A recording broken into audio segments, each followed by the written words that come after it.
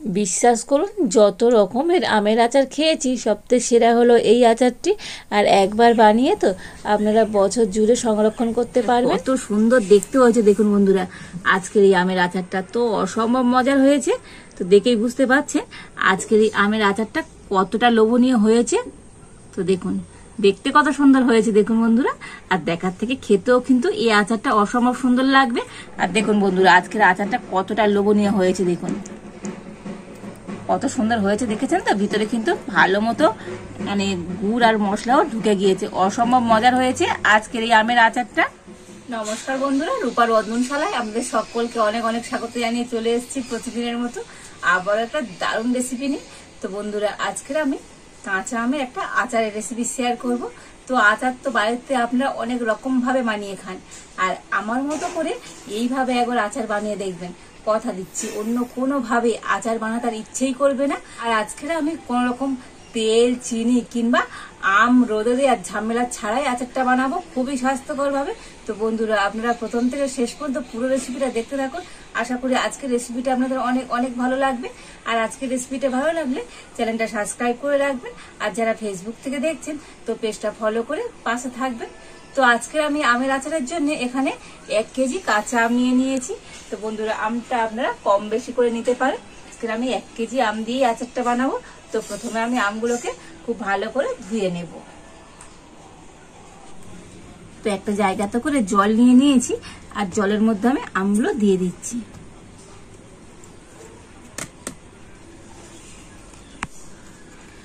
আর এবারে আমগুলোকে জলের মধ্যে কিন্তু খুব পরিষ্কার করে ধুয়ে নেব।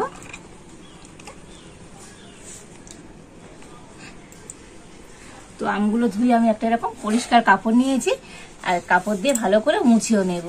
তো বন্ধুরা আমের গায়ে যেন না একটু জল লেগে থাকে, তো আমের গায়ে জল থাকলে আচারটা কিন্তু বেশি দিন ভালো থাকবে না।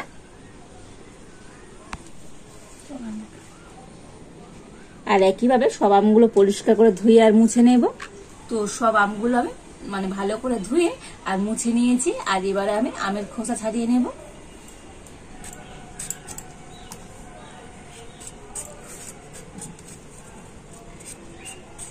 তো বন্ধুরা একেবারে পরিষ্কার করে কিন্তু আমের খোসাটা খুব সুন্দর করে ছাড়িয়ে নিতে হবে।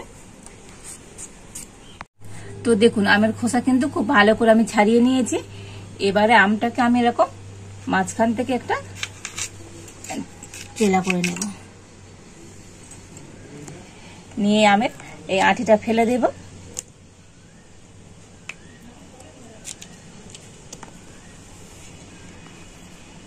আর এবার দেখুন এই আমটা আরো একবার মাঝখান থেকে এইভাবে আমি একটু ফালি করে নিলাম। আর এবার দেখুন গাগুলোকে আমি এইভাবে করে কিন্তু কেটে কেটে দেব।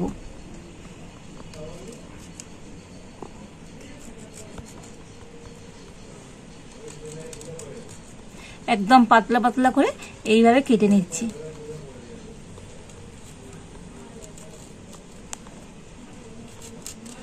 তো দেখুন আমের গাটা তো আমি এরকম একদম সরু সরু করে কেটে নিচ্ছি। তো আমি এটা বটি দিয়ে কাটছি, তো আপনারা চাইলে ছুরি দিয়েও কিন্তু এইভাবে করে কেটে নিতে পারেন। দেখুন কত সুন্দর একেবারে এইভাবে সরু সরু করে কেটে নিয়েছি, আর দেখতে কত সুন্দর হয়েছে দেখুন বন্ধুরা।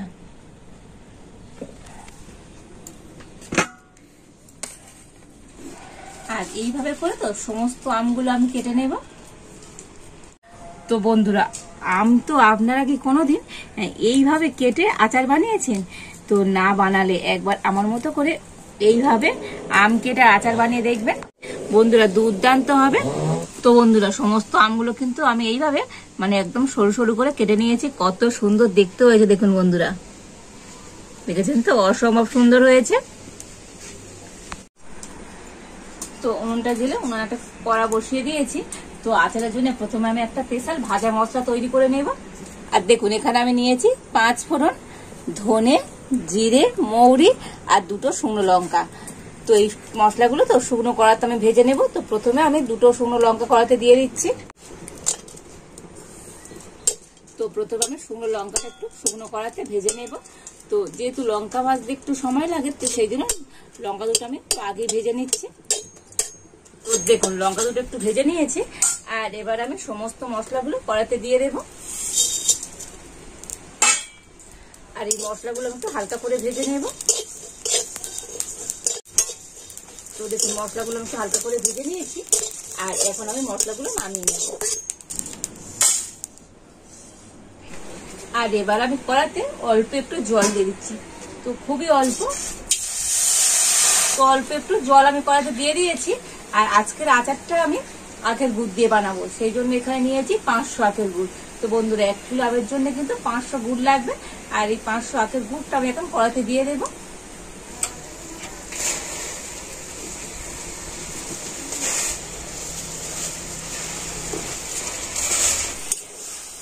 আর এবারে নাড়াচাড়া করে গুড়টা জলের সাথে একটু ভালো করে গুলে নেব। তো বন্ধুরা গুড়টাকে ফোটাবার দরকার নেই, একটু গুলে গেলেই হবে। আর এখন আমি এই গুড়টা নামিয়ে নেব। দেখুন এখানে আমি একটা ছাঁকনি নিয়ে নিয়েছি, আর গুড়টা এখন এই ছাঁকনি দিয়ে ছেঁকে নেব।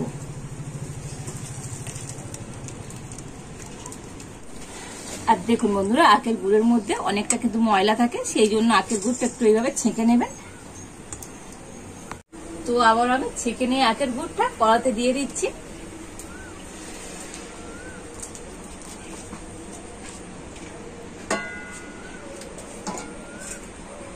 আর এবার আমি গুড়টা ফুটিয়ে নেব, তবে খুব বেশি ফোটাবো না, মানে একবার ফুটে উঠলেই হবে। তো দেখুন গুড়টা কিন্তু খুব ভালো মতো ফুটে গিয়েছে। আর এখন আমি গুড়ের মধ্যে দিয়ে দেব কেটে রাখা আম।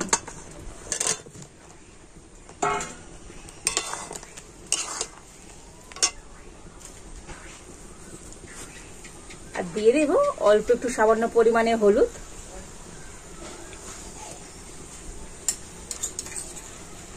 আর দিয়ে দিচ্ছি 1 চামচ লবণ। আর এবার আমি নাড়াচাড়া করে আমগুলোকে গুড়ের সাথে একটু কিছুক্ষণ ফুটিয়ে নেব। তো আমটা ততক্ষণ ওদিকে ফুটুক, আর এদিকে আমি যে মশলাটা ভেজে নিয়েছিলাম সেটা গুঁড়ো করে নেব।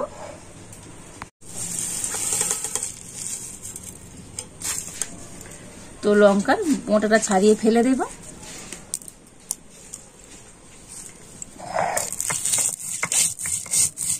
তো বন্ধুরা আমি শিলনোড়াতে মশলাটা গুঁড়ো করে নিচ্ছি, তো আপনারা চাইলে মিক্সিতেও কিন্তু মশলাটা গুঁড়ো করে নিতে পারেন।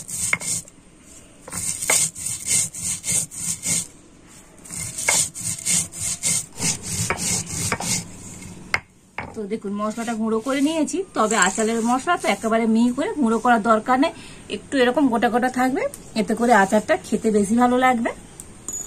তো মশলাটা আমি এখন একটা বাটিতে করে নিয়ে নিচ্ছি।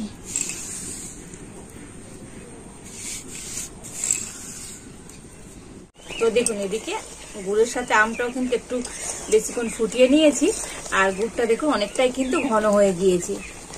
তো দেখে বুঝতে পারছেন গুড়টা কতটা ঘন হয়ে গিয়েছে। আর এবার আমি কিন্তু যে ভাজা মশলাটা গুঁড়ো করে নিয়েছিলাম সেই মশলাটা দিয়ে দেব। তো ভাজা মশলা আমি 1 চামচ দিয়ে দিচ্ছি। তো ভাজা মশলা দিয়ে আর খুব বেশি কিন্তু আর ফোটাবো না, আর 1 মিনিটের মতো ফুটিয়ে নিলেই কিন্তু আজকের আমার এই কাঁচা আমের আচারটা কিন্তু একেবারে রেডি হয়ে যাবে। তো আর এবারে কিন্তু আমি উনুনের জালটা বন্ধ করে আর কড়াতে কিছুক্ষণের জন্য রেখে দেব। আর কড়াতে কিছুক্ষণের জন্য রাখলে তো এটা কিন্তু একেবারে ঘন হয়ে যাবে। তো বন্ধুরা কিছুক্ষণ কড়ার মধ্যে আমি রেখে দিয়েছিলাম, আর এখন আমি আচারটা একটা জায়গাতে করে নিয়ে নিচ্ছি। আর দেখুন বন্ধুরা আজকের এই আমের আচারটা কতটা সুন্দর হয়েছে দেখুন। তো আম কিন্তু একটু গলে যায়নি, অসম্ভব সুন্দর হয়েছে। তো দেখুন বন্ধুরা প্রত্যেকটা আম কতটা সুন্দর আছে আর কত লোভনীয় হয়েছে দেখুন বন্ধুরা আজকের এই আমের আচারটা। আর দেখুন বন্ধুরা সম্পূর্ণ আচারটা আমি একটা এরকম প্লেটের মধ্যে করে নিয়ে নিয়েছি, আর কত সুন্দর দেখতে হয়েছে দেখুন বন্ধুরা আজকের এই আমের আচারটা। তো অসম্ভব মজার হয়েছে, তো দেখেই বুঝতে পারছেন আজকের এই আমের আচারটা কতটা লোভনীয় হয়েছে। তো দেখুন দেখতে কত সুন্দর হয়েছে দেখুন বন্ধুরা, আর দেখার থেকে খেতেও কিন্তু এই আচারটা অসম্ভব সুন্দর লাগবে। আর আমগুলো যে আমি এইরকম ভাবে কেটে কেটে দিয়েছি, এতে করে তো এই আমের ভিতরে গুড় কিংবা মশলা কিন্তু খুব ভালোভাবেই ঢুকবে, সেই জন্য আমগুলোকে আমি এরকম সুন্দর করে কেটে নিয়েছি। দেখতে কত সুন্দর হয়েছে দেখুন বন্ধুরা, তো অসম্ভব সুন্দর লাগছে দেখতে, আর খেতে তো বন্ধুরা এই আচারটা ভীষণ মজার হয়। আর দেখুন বন্ধুরা আজকের আচারটা কতটা লোভনীয় হয়েছে দেখুন। কত সুন্দর হয়েছে দেখেছেন তো, ভিতরে কিন্তু ভালো মতো মানে গুড় আর মশলাও ঢুকে গিয়েছে। অসম্ভব মজার হয়েছে আজকের এই আমের আচারটা। বন্ধুরা এই গরমে তো যত রকম ভাবে আমের আচার বানিয়েছি সবথেকে কিন্তু এই আচারটা সেরা। তো বন্ধুরা আপনারা এইভাবে আচার বানিয়ে আর দীর্ঘদিন কিন্তু সংরক্ষণ করে রেখে দিতে পারবেন। আর বন্ধুরা এই আচারটা খেতে অনেকটাই লোভনীয় হয়, দারুণ খেতে হয়। আর আচার তো সবসময় বন্ধুরা আপনারা কাঁচের জারে কিংবা মাটির পাত্রে রাখবেন, এতে করে আচার দীর্ঘদিন ভালো থাকবে।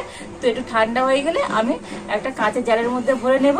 তো বন্ধুরা আজকের আমার এই আচারের রেসিপিটা আপনাদের কেমন লাগলো অবশ্যই কমেন্ট করে জানাবেন। ভালো লাগলে লাইক শেয়ার সাবস্ক্রাইব করবেন।